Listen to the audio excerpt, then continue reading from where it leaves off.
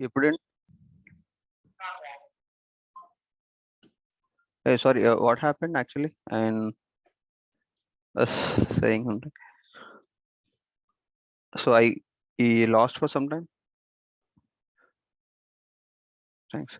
So when we are using this getter method, when you give this expression in the Visual Force page, if you're having a getter method in your class, then only it will under the class. So the Visual Force page can understand that okay, I have a getter method to get the value of the student, so that you can use the expression like this. Okay, fine. Now, as seen the Visual Force page. So here, this is a Visual Force page review. So I can see the name whatever I have in this class. So if I try to change the value over here, um,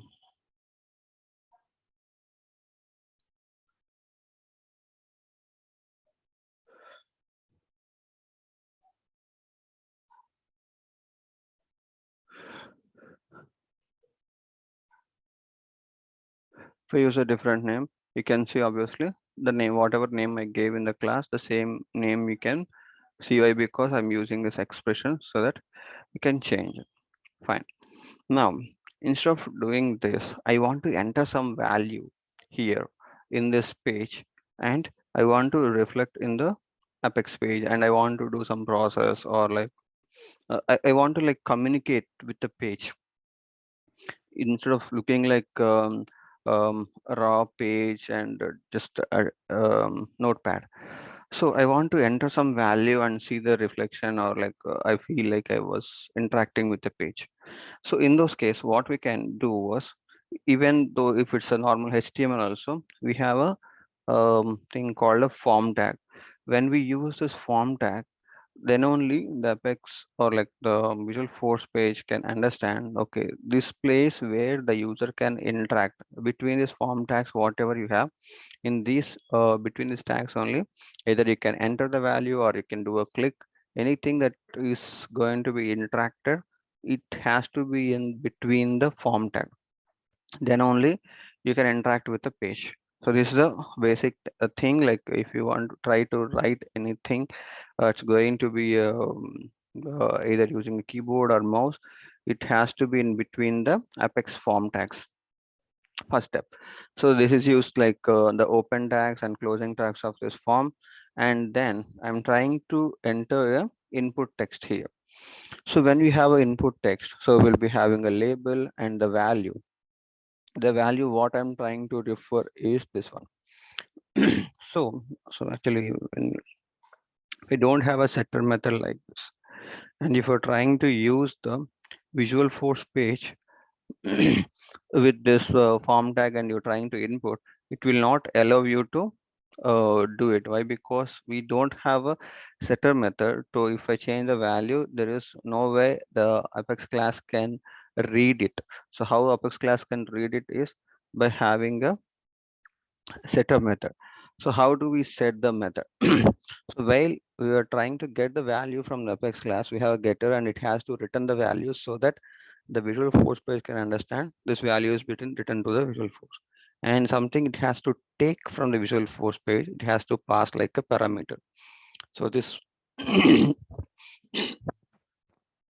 the method name will be your variable name is prevented with the keyword called a set. Then it is called a setter method, and there will be no return type. Why? Because in the class itself we are doing it, so it will be the void type, and we are the same data type what you're trying to set.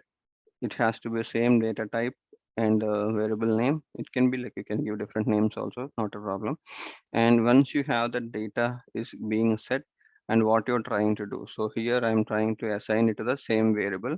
That's what I'm trying to do. Even you have the any logic that you can write here, whenever there is some change happen to this variable from the in the visual force page, if you give the parameter as same data type and if you give the name, then it will be called here in the class. So with this call, like you can execute anything in this, but here I'm trying to link this attribute or variable to the Visual Force page For reading, I want to use setter method, and writing, I want to use a getter method over here.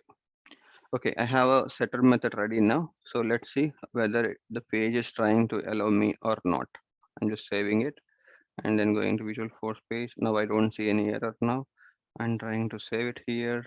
And now if I look at here, now I was able to see the name over here. So if I change it like SF tech anything, so even if I change here, there is nothing happened to the below because both are using the same variables. But what happens here was there is a concept called a re-render. That means you have to refresh that part, then only it will understand. Okay, again, you are changing this value, and the same value is being used here, or like there will be some other value. You want to reflect whatever the change happened to the variables. How we can do? You have to first of all, before we are trying to re-render, we need to reference this uh, code. Whatever you want to refresh or re-render, you want to have some reference to this. There is no reference. It's there direct HTML we written, and nowhere we can um, uh, do anything to this. So first of all, we want to put this in between some tags and give the ID to it. So I want to give it like output label, for example, and I want to move everything over here in between this tags. If I save, just I want to see whether there is any difference or not in the look. You see any difference over here? I don't see any difference. Okay. Now here we have option to give a ID to it. So when I give ID, so let's say this is going to be student info. What the ID I want to give it to this section, so that when I'm having ID set to this tag, everything in this so when I'm trying to use this ID, it will be referring to the everything in this tag. Okay, I want to re-render or kind of refresh. It means re-render this part of the page. How I can do? So when we do some action there, we can have option to re-render the other part. So let's say I'm going to use a Apex command button where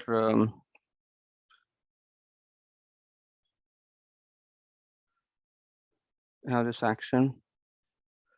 First of all, I need to have some action over here, then only public. So here, void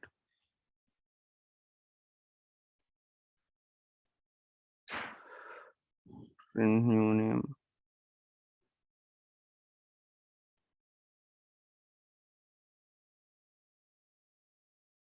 Print new name is the method I'm having. So here, first I'm not doing, I'm just returning null. So here we having when any method that needs to be called from a Visual Force page, apart from the getter and setter methods. If you want to call any methods from a Visual Force page, it will not have any parameters. Again, like we can come into the topic like parameterized methods and non-parameterized methods. So usually we don't have any parameters when calling from a Visual Force page to a Apex class. And the return type of this would be a void or a page reference. We have only two return types for the methods that we are going to call from a Visual Force page action methods to a Apex class. Like that is void, and another is a page reference.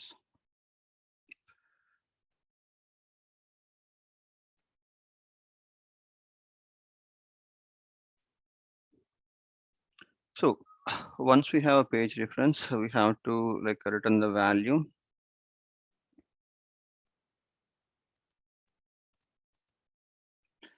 So there are two ways. When we giving like a page reference, we need to return the null value. When we are trying to say return null value, it will be written to the same page only.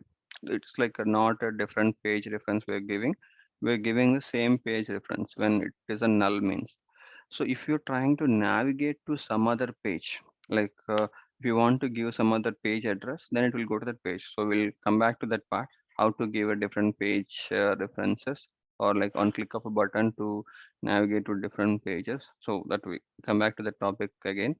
So here, when we're trying to like refresh the same page, then we use a return null so that the same page will be kind of a refreshed. Okay, I'm trying to use this method over here in my command button. So I'm going to Visual Force page, press command, and here it could be variable or a method. We are going to uh, use in the Visual Force page the same expression like curly braces, exclamatory, and the name of the variable or a name of the method.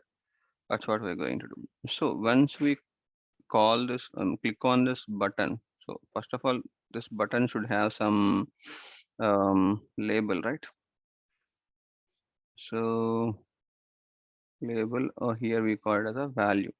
So here I'm trying to name it as submit. And when you do a submit, this action method is getting called. And what we are trying to re-render. If you see here, there will be a option called re-render. So in this re-render, we will give the list of IDs that need to be a re-render. So here I'm giving this ID. If you're having one more ID, you will be giving all this comma separated values. This re-render will be a comma separated values. When you have multiple values, we use a comma separator to use. And you have only one, no need to worry about the commas. Okay, now when I do this submit button, so uh, I'm not doing any operation. I'm trying to just refresh this page so that I can see the value. Okay, fine. Now, so now you see the button over here, right? So here I'm going to give some input, and here if I do a submit, you can see the name is getting changed. Whatever you name you change, it will not change. But whenever you submit, so it will actually communicate with it, and then it will be getting refreshed. So far we are clear. So how to use getter and setter methods, and how we can expose the variables um, to a Visual Force page. If you want to get the value from class to Visual Force page and Visual Force page to a class, and if you want to interact with the page and enter some value, it has to be in between the form tags. And if you want to enter the text, there are so many input. We're going to discuss all those, don't worry. So for simple terms, we are using input text, so it will be having so many attributes over here. You can see access key, alternative direction, disable. There are so many things based on the scenario. We are going to use all those. um and similarly in the page also we have so many tags, so we'll explain one by one in the next sessions. Okay, so it will be like overloaded if I explain everything here itself. So first understand like how to communicate between the class and Visual Force page and getter and setter method.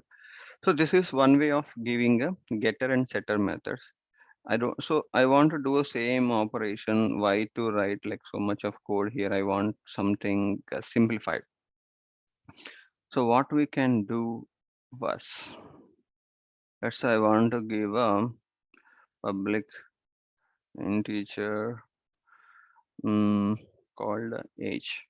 I want to give, and I want to use the same um, um,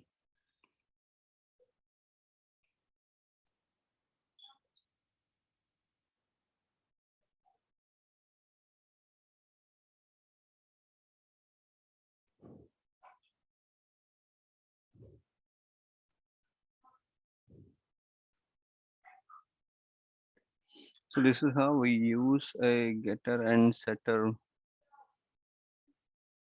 method. Let me show here.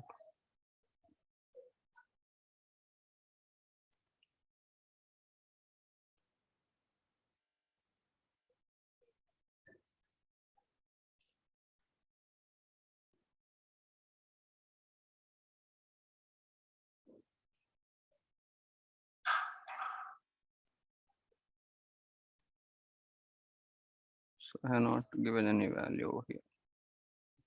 So this is a simpler way of giving a getter and setter methods. So what it it means the same. So either you can read this value from the Visual Force page, or you can write this value to a write the value to the age, like the variable what you having a get and set in the short methods.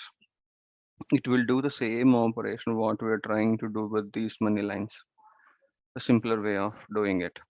Okay, now how, let's see what is the order of execution, how it will be executed in order. So how it will be executed was, first, whenever the Visual Force page is loaded, it will create one object. Like it's not visible to us, but in backend, it will create an object for this class. How the object will be created? We have like a default constructor. We have covered in the previous session. Right? Whenever we have a call, we have a default constructor. If you don't have anything, if you have a constructor, then it will follow the constructor. So it will create a it will use that constructor to create one object for this Visual Force page, and then it will start communicating with that object.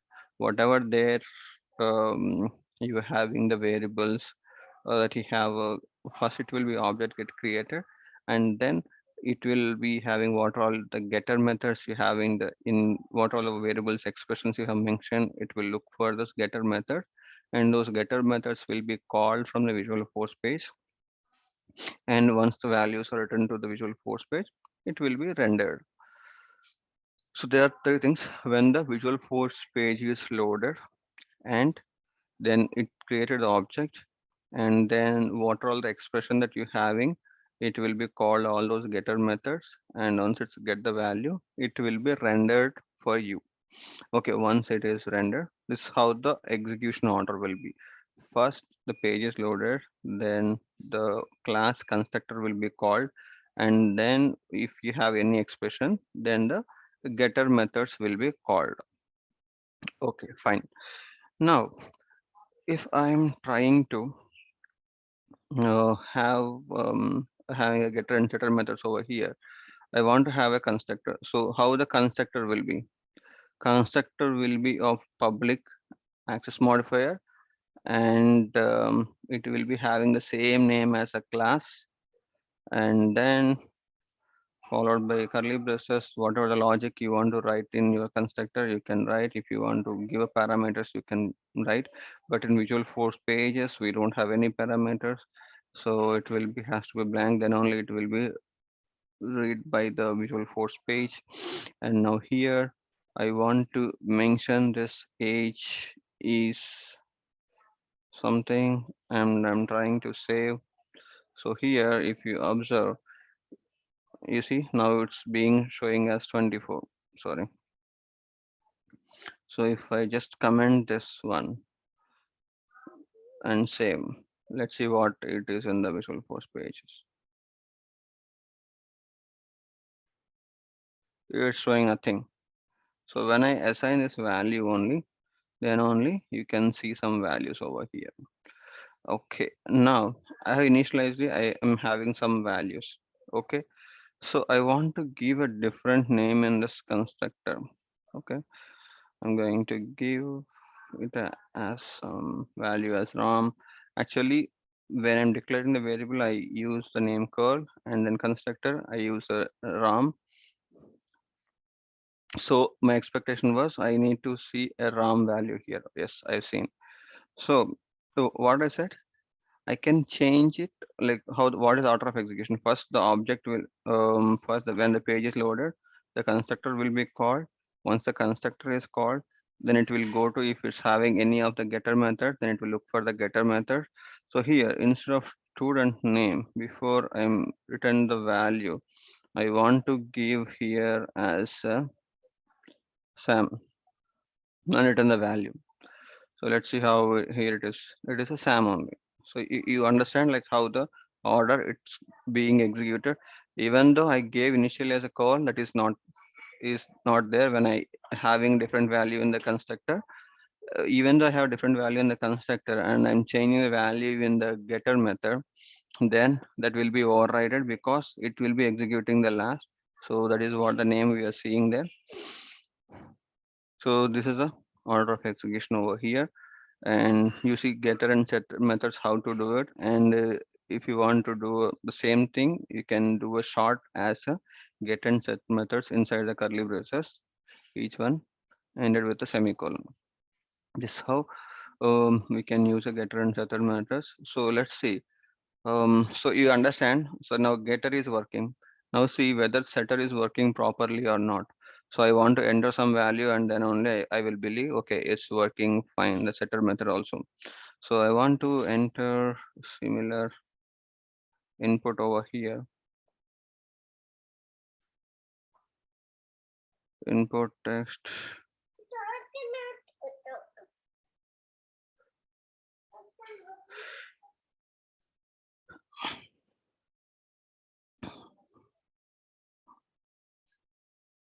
Sure.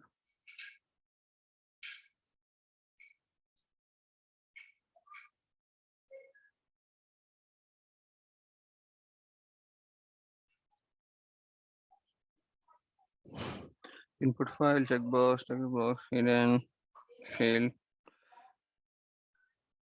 Let's see.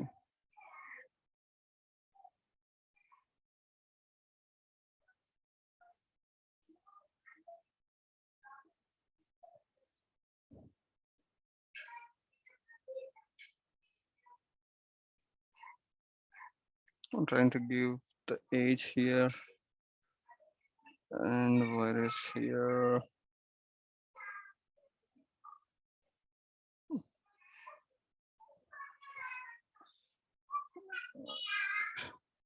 Enter here.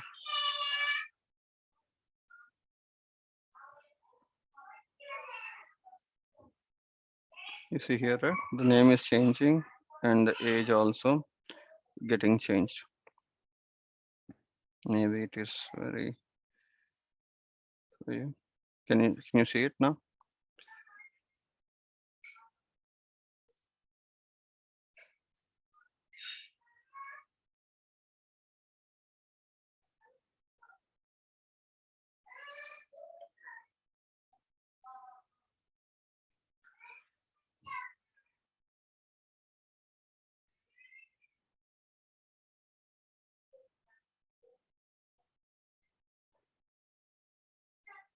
Sorry, why it's not changing was here we have changed the logic here. We always giving the SAM as a value. That's why it's not working. Just I'm commenting this thing.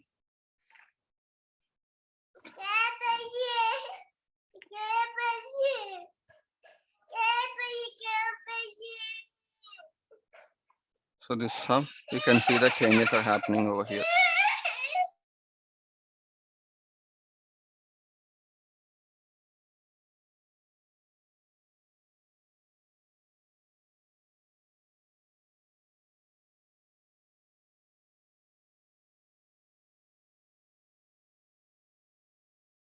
So any questions here?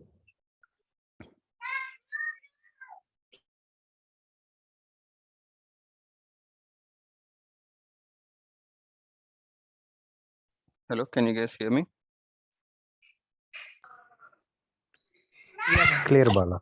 No Okay. question.